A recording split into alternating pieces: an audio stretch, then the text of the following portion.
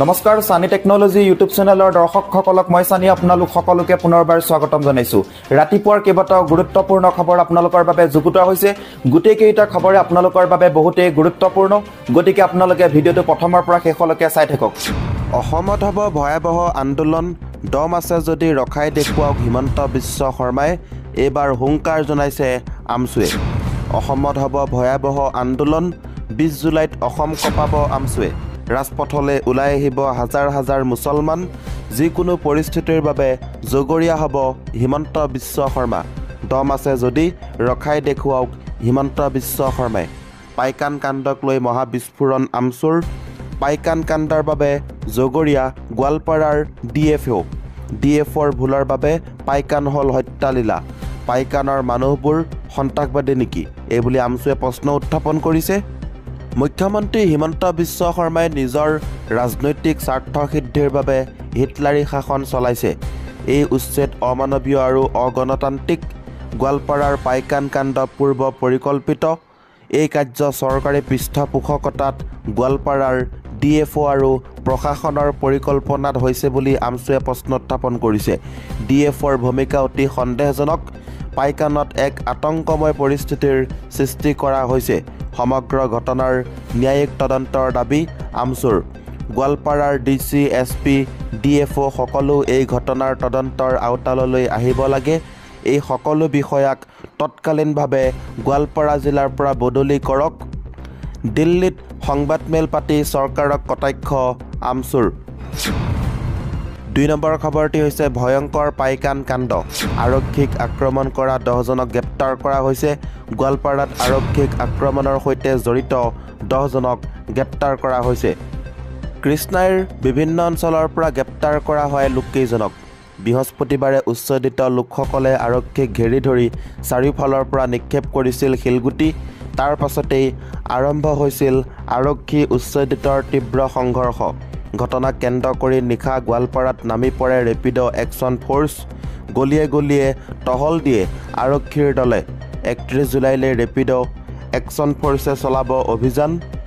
পৰৱৰ্তী নিৰ্দেশনা নিদিয়ালৈ পাইকানত কঠোৰ দৃষ্টি ৰাখিব প্ৰশাসনে। কোনেও পুনৰ দখল কৰিব নোৱাৰিব পাইকানৰ বনাঞ্চল। 200 ৰেপিড' একশ্যন ফ'ৰ্চে দিব টহল। বেদখলকাৰীক নিয়ন্ত্ৰণৰ বাবে RAFে চলাব অভিযান। গোৱালপাৰাত আৰক্ষীক আক্ৰমণৰ সৈতে জড়িত 10জনক বৰ্তমান গ্ৰেপ্তাৰ কৰা হৈছে। কৃষ্ণাইৰ বিভিন্ন অঞ্চলৰ পৰা গ্ৰেপ্তাৰ কৰা হয় লোককেইজনক। 3 নম্বৰ খবৰটি হৈছে মুখ্যমন্ত্ৰী হিমন্ত বিশ্ব শৰ্মাক চেলেঞ্জ কৰি গ্ৰেপ্তাৰ হ'ল ছামনুৰ আলী। মুখ্যমন্ত্ৰী হিমন্ত বিশ্ব শৰ্মাক চেলেঞ্জ কৰি গ্ৰেপ্তাৰ হ'ল ছামনুৰ আলী। কাশ্মীৰৰ বিচ্ছিন্নতাবাদীৰ দৰে ধ্বনি দি মুখ্যমন্ত্ৰীক হুংকাৰ দিছিল ছামনুৰে। অসমৰ মাটি এদিন কিনি ল'ম বুলি ছামনুৰে কৈছিল। কোটি টকা হ'লেও মাটি কিনি ল'ম বুলি কৈছিল ছামনুৰ আলীয়ে। আল্লাহু আকবাৰ ধ্বনিৰে দিছিল হুংকাৰ। কৃষ্ণাই আৰক্ষীয়ে গ্ৰেপ্তাৰ কৰিছে ছামনুৰ আলীক। মুখ্যমন্ত্ৰী হিমন্ত বিশ্ব শৰ্মাক চেলেঞ্জ কৰি গ্ৰেপ্তাৰ হ'ল ছামনুৰ আলী। কাশ্মীৰৰ বিচ্ছিন্নতাবাদীৰ দৰে ধ্বনি দি মুখ্যমন্ত্ৰীক হুংকাৰ দিছিল ছামনুৰ আলীয়ে। অসমৰ মাটি এদিন কিনি ল'ম বুলি কৈছিল ছামনুৰ আলীয়ে। কোটি টকা হ'লেও মাটি কিনি ল'ম বুলি কৈছিল ছামনুৰ আলীয়ে। আল্লাহু আকবাৰ ধ্বনিৰে দিছিল হুংকাৰ। 4 নম্বৰ খবৰটি হৈছে অসমলৈ আহি ৰাহুল গান্ধী তাৰ লগতে খাৰ্গে উচতনি দিলে। তদন্তৰ আওতালৈ আহিব ৰাহুল আৰু খাৰ্গে। অসমলৈ আহি ৰাহুল গান্ধী আৰু খাৰ্গে উচতনি দিলে। তদন্তৰ আওতালৈ আহিব ৰাহুল আৰু খাৰ্গে।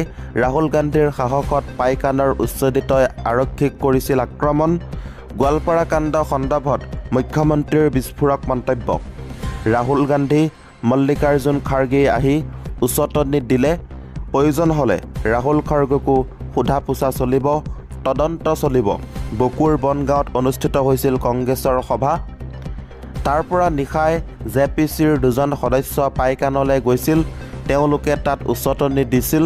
বন বিভাগ আৰু আৰক্ষীক আক্ৰমণ কৰিবলৈ দিছিল উচতনি। গোটেই নিশা এই আক্ৰমণৰ ষড়যন্ত্ৰ ৰচিছিল। ইতিমধ্যে আমি এটা কেছ দিছোঁ বুলি মন্তব্য কৰিছে মুখ্যমন্ত্ৰী হিমন্ত বিশ্ব শৰ্মাই। ৰাহুল গান্ধী আৰু মল্লিকাৰ্জুন খাৰ্গেৰ ওপৰত ইতিমধ্যে এটা গোচৰ ৰুজু হৈছে। ৰাহুল গান্ধীৰ সাহসত পাইকানৰ উচ্ছেদিতই আৰক্ষীক কৰিছিল আক্ৰমণ।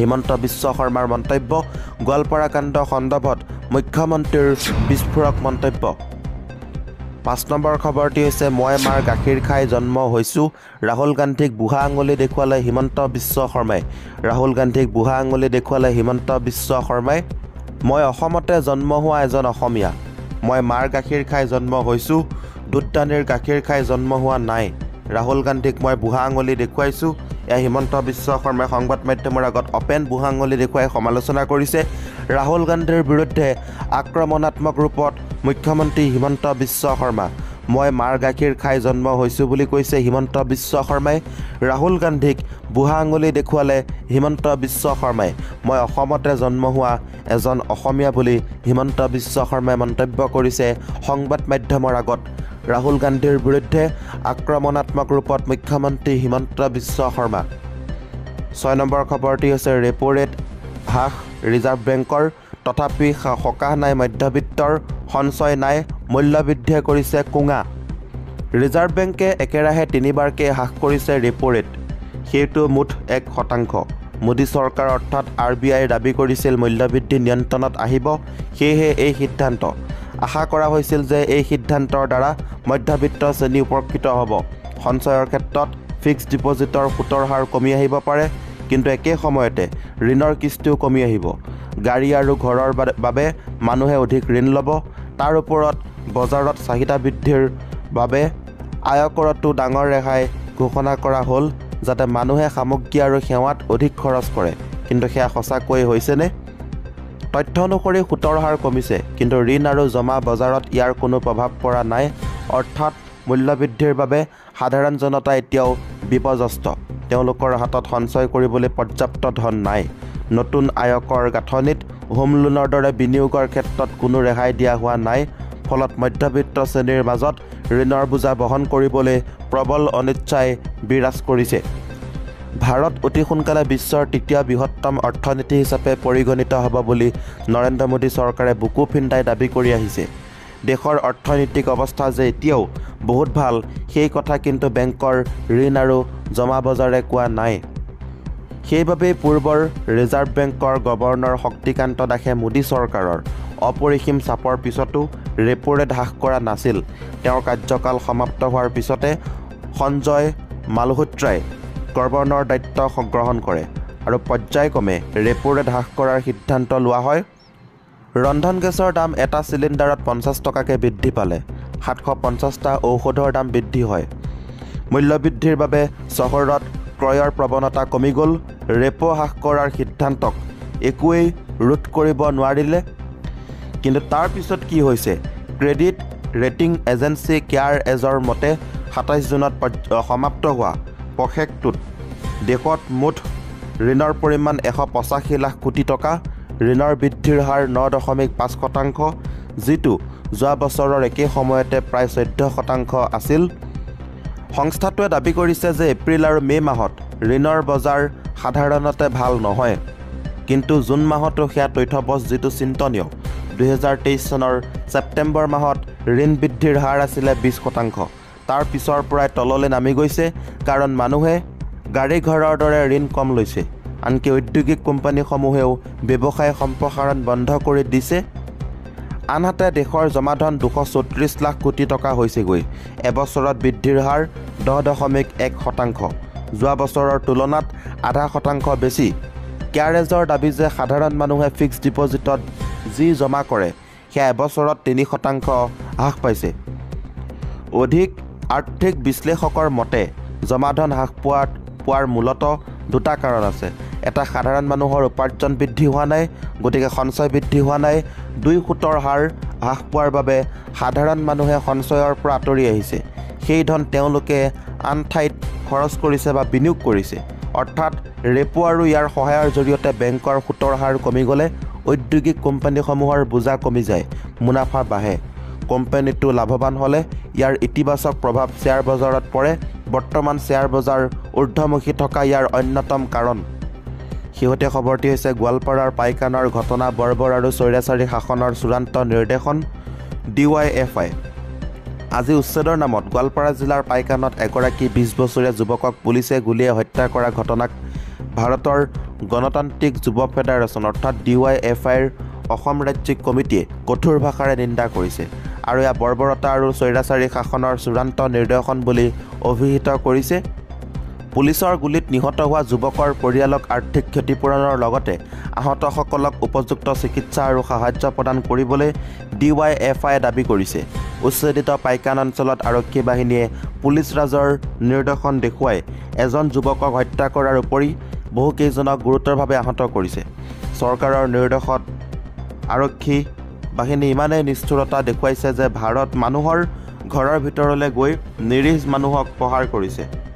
এয়া মুখ্যমন্ত্ৰী হিমন্ত বিশ্ব শৰ্মা চৰকাৰৰ নিৰ্দেশত চলা আৰক্ষী বাহিনীৰ নিষ্ঠুৰ কাণ্ড। কেৱল ক্ষমতা দখলৰ নামত মুখ্যমন্ত্ৰীজনে গণতন্ত্ৰ আৰু আইনৰ শাসনত ভৰিৰে মোহাৰি পেলাব ওলাইছে। ক্ষমতাত থকাৰ সুযোগলৈ এনেদৰে আইনৰ শাসনক বিধ্বংস্ত দেখুওৱা কোনোমতেই উচিত নহয়। গোৱালপাৰাৰ বিস্তৃত অঞ্চলৰ লগতে পাইকানত দীৰ্ঘদিনে বসবাস কৰি থকা হাজাৰ হাজাৰ লোক কোনো বিকল্প ব্যৱস্থা নকৰাকৈ উচ্ছেদ কৰিছে। চৰকাৰে প্ৰতিপদে ভয়ংকৰ মানৱ অধিকাৰ লংঘনত লিপ্ত হৈছে। DYFI মুখ্যমন্ত্ৰীৰ নেতৃত্বত চলা স্বৈৰাচাৰী শাসন শীঘ্ৰে বন্ধ কৰিবলৈ দাবী জনাইছে। আজিৰ ভিডিঅ'টোৰ মাধ্যমেৰে আপোনালোকক কেইবাটাও গুৰুত্বপূৰ্ণ খবৰ দিব চেষ্টা কৰিলোঁ।